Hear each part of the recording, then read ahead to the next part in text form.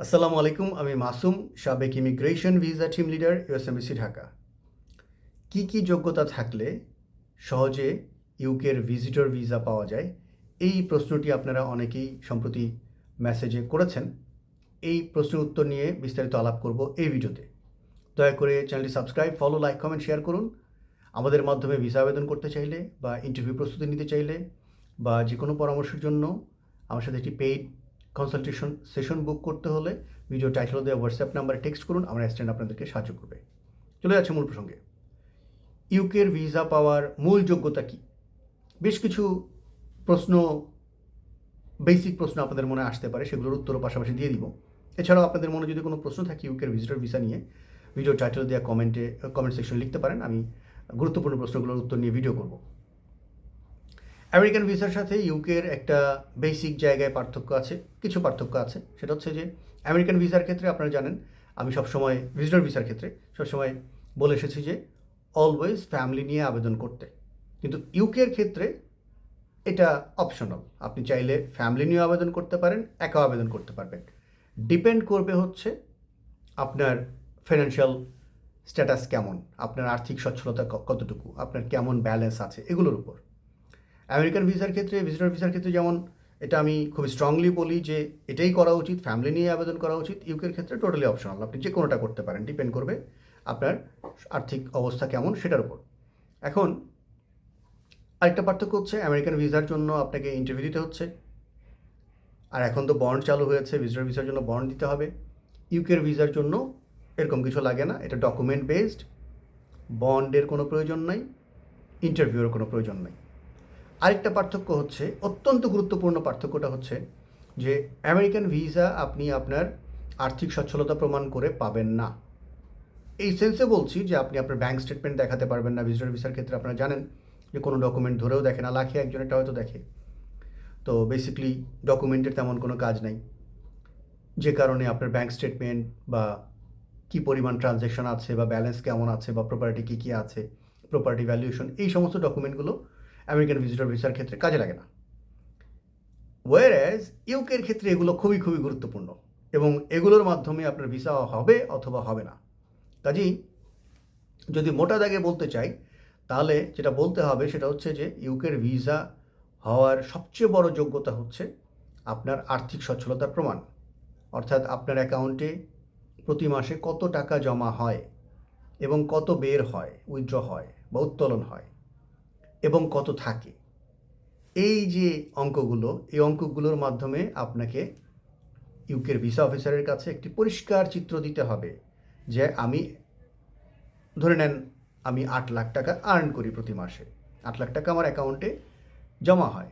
হতে পারে এর মধ্যে 3 লাখ টাকা বা 2 লাখ টাকা বাড়ি ভাড়ার মাধ্যমে আসে, আমার অ্যাকাউন্টে জমা হয়। আমার হয়তো 3টা বিজনেস আছে, কোনো বিজনেস থেকে 3 লাখ টাকা প্রতি মাসে অ্যাকাউন্টে আসে, কোনো বিজনেস থেকে 2 লাখ আসে, কোনো বিজনেস থেকে 1 লাখ আসে। এরকমভাবে একটা আপনাকে হিসাব দেখাতে হবে, একটা ধারাবাহিকতা থাকতে হবে। কোনো মাসে 8 লাখ আসলো, কোনো মাসে 18 লাখ আসলো, আবার পরের মাসে 3 লাখ আসলো, এরকম হলে চলবে না। তো ধরে নিচ্ছি 8 লাখের ধারাবাহিকতা আমি বজায় রাখতে পারছি। তারপর এই 8 লাখ থেকে উইথড্র বা উত্তোলন হবে কত প্রতি মাসে? আপনার যত উত্তোলন হচ্ছে ধরে নেওয়া হবে যে ততই আপনার সংসারের খরচ বা আপনার জীবনযাত্রার খরচ প্রতি মাসে। ধরে নেন 8 লাখের মধ্যে আপনার প্রতি মাসে 5 লাখ বা 6 লাখ উত্তোলন হচ্ছে। এখানেও ধারাবাহিকতা থাকতে হবে, কোনো মাসে 2 লাখ উত্তোলন হচ্ছে, কোনো মাসে 7 লাখ উত্তোলন হচ্ছে, এই কাজটা আবার করা যাবে না।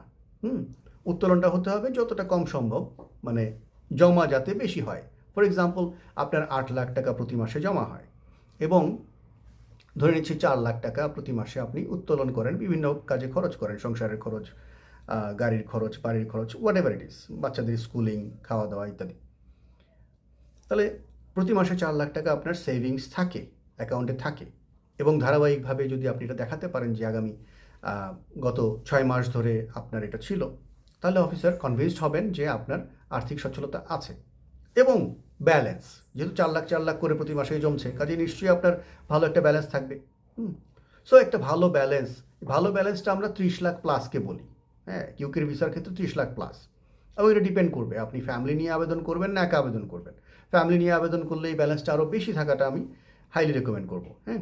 কাজেই এরকম যদি ব্যাঙ্ক স্ট্যাটাস হয়, ব্যাঙ্ক স্টেটমেন্ট হয় আপনার, তাহলে ইউকের ভিসা পাওয়া সহজ। এর সাথে আরেকটা বিষয় কাজ করবে, সেটা হচ্ছে যে আপনার ট্রাভেল হিস্ট্রি কেমন আছে। আমেরিকার ক্ষেত্রে যেমন খুব এক্সটেন্সিভ ট্রাভেল হিস্ট্রি আমরা রেকমেন্ড করি যে ইউরোপ মানে সেঙ্গেন না ঘুরে আমেরিকার জন্য অ্যাপ্লাই করা উচিত না, বা অস্ট্রেলিয়া বা ইউকে এই ধরনের দামি দেশ, উন্নত দেশ ট্রাভেল না করে আমেরিকার জন্য আবেদন করাটা আমি হাইলি ডিসকারেজ করি, মানা করি, নিষেধ করি। ইউকের ক্ষেত্রে আবার এরকম না। আপনি হয়তো আশেপাশের কয়েকটি দেশ ট্রাভেল করেছেন, আপনার ব্যাঙ্ক স্টেটমেন্ট ভালো, লেনদেন ভালো, যেরকমভাবে বললাম এরকম অ্যাকাউন্ট, আপনার ব্যাঙ্ক অ্যাকাউন্ট সুন্দরভাবে সাক্ষ্য দিচ্ছে যে আপনি প্রতি মাসে ভালো অঙ্কের একটা আর্ন করেন, ভালো অঙ্কের টাকা আপনার জমা থাকে খরচ করার পরেও। এগুলো যদি থাকে, কিছু পরিমাণ ট্রাভেল থাকলে যথেষ্ট। ইউকের ভিসা পাওয়াটা এখনও পর্যন্ত সহজ। হ্যাঁ, তো যদি মোটা দাগে বলতে বলেন তাহলে আমি বলবো যে কিছু পরিমাণ ট্রাভেল হিস্ট্রি আর হচ্ছে ভালো ব্যাঙ্ক স্টেটমেন্ট। এর সাথে কমপ্লিমেন্টারি হিসেবে কাজে লাগবে আপনার প্রপার্টি ভ্যালুয়েশন যদি থাকে, আপনার যদি বেশ কিছু প্রপার্টি থাকে, সেই প্রপার্টি ভ্যালুয়েশনগুলো এখানে খুবই কাজে লাগবে। হতে পারে আপনার প্রপার্টি ভ্যালুয়েশন খুব ভালো আছে, ব্যাঙ্ক স্টেটমেন্টে কিছুটা দুর্বলতা আছে, সেখানে হয়তো কভার আপ করা যাবে। এটা ডিপেন্ড করবে। এটা আসলে আমেরিকান ভিসার ক্ষেত্রে আমরা যেমন ট্রাভেল হিস্ট্রি শুনে আমি বোঝার চেষ্টা করি যে তার জন্য আমি কিছু করতে পারবো কিনা, তার ভিসা আবেদন করা উচিত হবে কিনা, নাকি তিনি অপেক্ষা করবেন, আরও ট্রাভেল করবেন। এই পরামর্শগুলো আমি মানুষকে দিই। যিনি কোয়ালিফাইড না, যার ভিসা পাওয়ার সম্ভাবনা কম, তাকে আমি কখনোই বলি নাই যে আপনি ভিসা আবেদন করেন এখন। আমি বরঞ্চ তাদেরকে বলেছি আপনি 6 মাস সময় নেন বা 1 বছর সময় নেন, আরও ট্রাভেল করেন, তারপর ভিসা আবেদন করেন। তাদের ইনকাম নিয়ে কিন্তু অত ঘাটাঘাটি করতে হয় না। কিন্তু ইউকের ক্ষেত্রে আমার যেটা করতে হয় যে ব্যাংকের ট্রানজ্যাকশনটা জানতে হয়, যে কীরকম ডিপোজিট হয়, জমা হয় প্রতি মাসে, কেমন উত্তোলন হয়, থাকে কত, ব্যালেন্স কত। এই জিনিসগুলো জানা থাকলে আমি বলতে পারি যে আপনার ভিসা পাওয়ার সম্ভাবনা কতটুকু। এবং ইউকের ভিসা পাওয়ার ক্ষেত্রে একটা ভালো দিক হচ্ছে যে আপনি চুজ করতে পারেন। আমেরিকার ভিসার জন্য যেমন সচরাচর আগে যেটা হতো 5 ইয়ার্সের মাল্টিপল এন্ট্রি ভিসা দিত, এখন আজকে এই ভিসা ভিডিও করছি 23 জানুয়ারি 2026, এখন 21 জানুয়ারি 2026 থেকে আমেরিকান এমবাসি ঢাকা আপনারা জানেন বন্ড চালু করেছে। সো ভিসা দিচ্ছে সিঙ্গেল এন্ট্রি, ফি কিন্তু একই নিচ্ছে। ভিসা দিচ্ছে সিঙ্গেল এন্ট্রি, 3 মাসের মেয়াদ থাকছে এবং আমেরিকা প্রবেশের পর 1 মাস থাকতে পারছেন। ইউকের ক্ষেত্রে যেটা হয়, ইউকের ভিসা আপনি যখন আবেদন করবেন, প্রথম অবস্থায় আমি সাজেস্ট করি যে অবশ্যই 6 মাসের জন্য আবেদন করা, বেশি না। 6 মাসের জন্য আপনি যদি আবেদন করেন, মাল্টিপল এন্ট্রি পাবেন, বারবার আসা যাওয়া করতে পারবেন। 6 মাসের ভিসাটা ইউজ করার পর তারপর আপনার অপশন থাকে। আপনার ফিনান্সিয়াল বা আর্থিক সচ্ছলতা যদি ভালো থাকে, আপনি 2 বছরের ভিসা নিতে পারেন, 5 বছরের ভিসাও নিতে পারেন। 10 বছরটা আমি পরের ধাপে সাজেস্ট করি। আপনি দ্বিতীয়বারেই চাইলে 2 বছর না নিয়ে 5 বছরের জন্য আবেদন করতে পারেন। এবং আমি অনেক নিজেও করেছি, অনেক নিজেও দেখেছি যে 5 বছর দিয়ে দেয়। ওই এমন না যে আমি 5-6 মাস নিয়েছি, তারপরে আমাকে 2 বছর নিতে হবে, তারপরে 5 বছর নিতে হবে, এরকম না। কাজেই আপনি নির্ধারিত ফি দিতে পারেন প্রতিটা ভিসার জন্য। 6 মাসের জন্য একরকম ফি, 2 বছরের জন্য একরকম ফি, 5 বছরের জন্য একরকম ফি, 10 বছরের জন্য একরকম ফি। এরকম ফি দিয়ে কিন্তু আপনি নির্দিষ্ট ভিসার আবেদন করতে পারেন। আর এক্ষেত্রে যেটা হয়, ইউকের ক্ষেত্রে যারা স্পেশালি যারা 5 বছরের ভিসা আবেদন করেন, যেহেতু ফিটা অনেক হাই, নিয়ারলি সম্ভবত 1.5 লাখ টাকার কাছাকাছি, 1,30,000 এরকম কিছু একটা হবে। তো এই ফি দিয়ে যারা 5 বছরের ভিসা আবেদন করে, ইউকে ভিসা এই 5 বছরে খুব বেশি রিফিউজ হয় না, কারণ অলরেডি তারা একবার 6 মাসের নিয়ে ঘুরে এসেছেন এবং যার সেই পরিমাণ টাকা আছে তিনিই তো 5 বছরের ভিসা নেবেন, তাই না? সো খুব বেশি রিফিউজ হয় না। কাজে এইখানে আপনার ইউকের ভিসা পাওয়ার একটা ভালো সম্ভাবনা থাকে লম্বা সময়ের, যদি আপনি প্রথমবার একবার গিয়ে ঘুরে আসেন। এবং আপনি চাইলে প্রথমবার একবার নিজে ঘুরে আসতে পারেন, দ্বিতীয়বার 2 বছরের ভিসা সরাসরি ফ্যামিলির জন্য সহ আবেদন করতে পারেন। এরকম অনেক কিছু করা যায়। ডিপেন্ড করে ওয়ান্স এগেন আপনার ব্যাংক কেমন কথা বলছে সেটার উপর। আর হচ্ছে আপনার আরেকটি বিষয় হচ্ছে যে ইউকে ট্রাভেল ডেস্টিনেশন হিসেবেও অত্যন্ত অত্যন্ত চমৎকার, দেখার মতো এবং ফ্যামিলি নিয়ে ট্রাভেল করার মতো। হ্যাঁ, সো এই ভিসাটি থাকলে আবার আরেকটা সুবিধা হচ্ছে যে ইস্টার্ন ইউরোপের বেশ কিছু দেশে আপনি ই ভিসা পাবেন অথবা অন অ্যারাইভাল পাবেন। যেমন আপনি টার্কি পেয়ে যাবেন, তুর্কিয়ে, তারপর আলবেনিয়া, হ্যাঁ, নর্থ ম্যাসিডোনিয়া, এরকম বেশ কিছু দেশ আছে।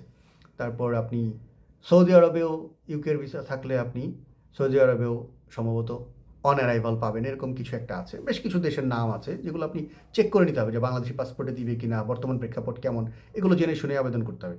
সো ইউকের ভিসার এরকম বেশ কিছু বেনিফিট আছে, এগুলো আমেরিকার ক্ষেত্রেও আছে, কিন্তু এখন আমেরিকার জন্য একটু রেস্ট্রিকশন চলে আসছে অনেক, যেগুলোর কারণে ভিসা পাওয়াটা ডিফিকাল্ট এবং ভিসা পেলেও সিঙ্গেল এন্ট্রি হচ্ছে, খুব বেশি কাজে আসছে না মানুষের। কাজে অনেকেই এখন ইউকের ভিসা আবেদন করছেন, কারণ ইউকের ভিসাটা পাওয়া এখনও সহজ এবং ট্রাভেল ডেস্টিনেশন হিসেবে দামি একটা ভিসা। আশা করি ভিডিওটি আপনাদের কাজে লাগবে। আপনাদের যদি কোনো প্রশ্ন থাকে ইউকের ভিসা নিয়ে, তাহলে ভিডিও টাইটেলে লিখতে পারেন, আমি গুরুত্বপূর্ণ প্রশ্নগুলোর উত্তর দেওয়ার চেষ্টা করব ভিডিওর মাধ্যমে। কনসালটেশন প্রয়োজন হলে বা আমাদের মাধ্যমে ভিসা আবেদন করতে চাইলে ভিডিও টাইটেলে দেওয়া হোয়াটসঅ্যাপ নাম্বারে টেক্সট করুন। আমার অ্যাসিস্ট্যান্ট সোনিয়া আপনাদেরকে সাহায্য করবে আমার সাথে একটি পেইড কনসালটেশন সেশন বুক করতে। অনেক ধন্যবাদ ভিডিওটি দেখার জন্য। আসসালামু আলাইকুম।